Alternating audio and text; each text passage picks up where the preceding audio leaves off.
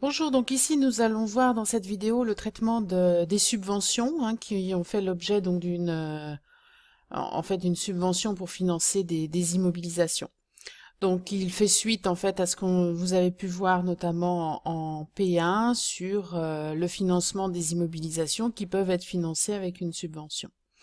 Donc déjà en ce qui concerne les comptes, donc on peut utiliser deux comptes pour les subventions, la subvention d'équipement, dont le compte 131, notamment pour l'acquisition de biens immobilisés, et le compte 138 où on parle de subvention d'investissement, où là l'objectif est plus de financer des activités à long terme. Alors, un petit rappel, puisqu'on va parler d'immobilisation amortissable, je vous rappelle que une immobilisation est amortissable si elle consomme des avantages économiques sur plusieurs exercices et si son usage est limité notamment dans le temps à cause de l'usure physique, de l'obsolescence ou des règles juridiques comme pour les brevets qui, au bout de 20 ans, donc, tombent dans le domaine public. Alors, si l'immobilisation est amortissable, vous avez pu voir qu'il y avait plusieurs étapes d'écriture. La première étape, bien évidemment, c'est d'enregistrer la dotation aux amortissements. Donc la dotation aux amortissements comptables, c'est-à-dire soit linéaire, soit en fonction des unités d'œuvre, soit dégressif si le mode a été choisi, le mode dégressif. Cette immobilisation peut faire l'objet de mesures fiscales particulières, notamment à l'heure actuelle les imprimantes 3D, tout ce qui est robotisation, qui pour favoriser donc l'investissement bénéficie de mesures fiscales avantageuses, et dans ce cas-là donc on va pouvoir enregistrer un amortissement dérogatoire, c'est-à-dire comparer l'amortissement fiscal avec l'amortissement comptable et passer des dotations ou des reprises en fonction donc de la différence. Donc ça, on l'avait déjà abordé. Donc bien évidemment, ça n'est que le cas pour un certain nombre d'immobilisations qui sont autorisées. Ensuite, ce bien peut avoir fait l'objet d'une dépréciation au cours de son utilisation. Donc dans ce cas-là, il faut aller voir si votre bien a fait l'objet d'une dépréciation pour éventuellement donc la reprendre ou faire une dotation complémentaire. Et puis, dernière opération et nouvelle opération, si ce bien avait fait l'objet d'une subvention, cette subvention, il va falloir la rapporter au résultat puisque cette subvention, elle est imposable. Donc, il va falloir la répartir progressivement sur le compte de résultat pour en fait que l'entreprise paye des impôts sur cette subvention. Alors, elle peut être faite en une seule fois au départ, mais ça n'a aucun intérêt pour l'entreprise, parce que ça va lui faire payer des impôts sur une année de manière assez forte. Donc souvent, on choisit plutôt l'étalement. Alors, je vous rappelle que pour la subvention, il y avait plusieurs étapes. Dans un premier temps, on fait un dossier, on nous dit si oui ou non, on va avoir l'accord de l'attribution d'une subvention. Donc dans ce cas-là, on enregistre la subvention à recevoir. Et la deuxième étape, lorsqu'on reçoit le versement de la subvention, on annule cette subvention à recevoir parce que l'argent donc est déposé sur le compte banque. Donc ça, c'est ce que vous avez vu en première année, notamment dans le financement. Par contre, à l'inventaire, donc le plan comptable prescrit de rapporter progressivement la subvention au résultat pour pouvoir donc payer, taxer en fait cette subvention fiscalement pour payer des impôts. Donc on va transférer progressivement la subvention dans un compte de classe 7, dans un compte de produit qui s'appelle quote-part des subventions d'investissement virées au résultat, de manière à ce que le compte de résultat, donc qui permet de calculer l'impôt sur les sociétés, donc prenne en compte cette subvention. Donc on va avoir deux cas de figure, l'immobilisation dans un premier temps qui a été subventionnée non amortissable, puis on verra le cas de l'immobilisation amortissable. Alors, pour une immobilisation non amortissable, ça n'est pas très compliqué. Le virement va se faire progressivement par fraction. Alors, deux possibilités. Soit par fraction égale, c'est-à-dire que vous avez un contrat, dans l'énoncé, on vous dit que la durée du contrat, ce qu'on appelle la durée d'inaliénabilité, est de 5 ans, 6 ans, et dans ce cas-là, vous allez diviser votre subvention sur 6, et chaque année, vous allez virer une quote-part de cette subvention.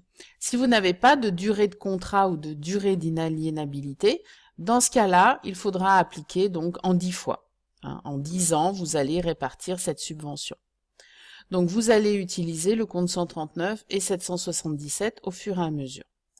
Donc par exemple, un terrain qui a été subventionné à hauteur de 25 000 €, il n'y a pas eu de condition d'inaliénabilité, pas de durée de contrat.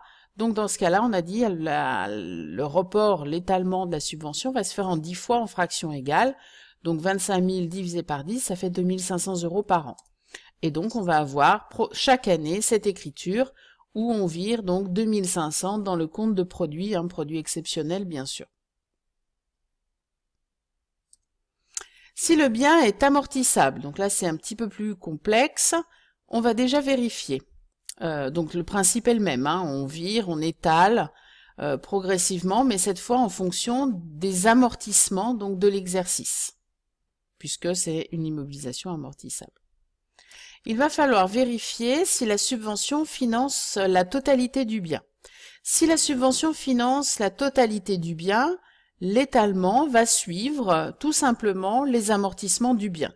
Donc si on est sur du linéaire avec un prorata la première année, l'étalement va se faire en linéaire avec un prorata la première année.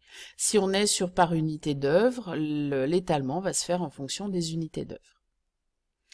Si par contre la subvention ne finance pas entièrement mais partiellement le bien, le principe est que l'étalement suit les amortissements fiscaux du bien, hein, donc les amortissements dégressifs, sauf mention différente hein, dans votre sujet. Mais sinon, le principe, c'est celui-ci. Donc si on prend le cas par exemple d'un bâtiment qui a été subventionné à hauteur de 50 000 €, mais ce bâtiment a une valeur de 200 000. Donc la subvention, elle est partielle. Il a été mis en service le 1er avril et il a été acquis donc le 12 mars et est amortissable sur 5 ans en mode linéaire. Donc on va déjà calculer l'amortissement hein, pour l'année. Donc on a 200 000 fois donc 5 ans, 1/5, 20%. La mise en service est le 1er avril, donc on a 9 mois sur 12 qui nous fait donc une dotation aux amortissements de 30 000. C'est l'écriture qui est passée là, hein, la dotation aux amortissements. Pour l'étalement, on ne peut pas suivre par rapport au principe l'amortissement donc comptable, on va le faire en fonction de l'amortissement fiscal. Donc la subvention elle est de 50 000, fois le coefficient donc dégressif, c'est-à-dire 20% fois le coefficient pour 5 ans, fois cette fois on part donc du premier jour d'acquisition, donc début mars, qui nous fait 10 mois sur 12. On aura donc un étalement de 14 000. Et donc, on va utiliser cet étalement, toujours la même écriture, hein, on passe la subvention dans le compte de produit pour le montant qu'on vient de calculer. Voilà.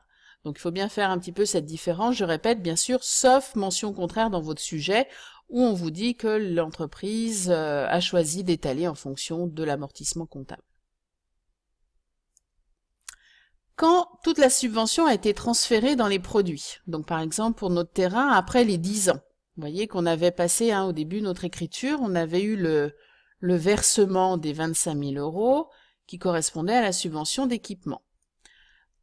On a transféré donc chaque année l'étalement de la subvention, donc on a cette écriture 10 fois, ce qui fait que la totalité en fait de la subvention a bien été virée dans les comptes de produits.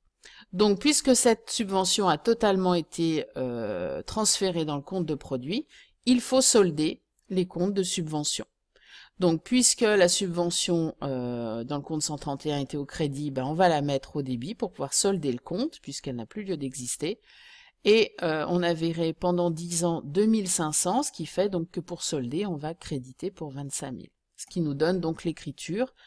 On solde le compte 131 et on solde le compte 139. Voilà. Bon courage. La subvention, c'est pas quelque chose de très difficile. Avec des exercices, vous devriez bien vous en sortir. Voilà. Bon courage. Au revoir.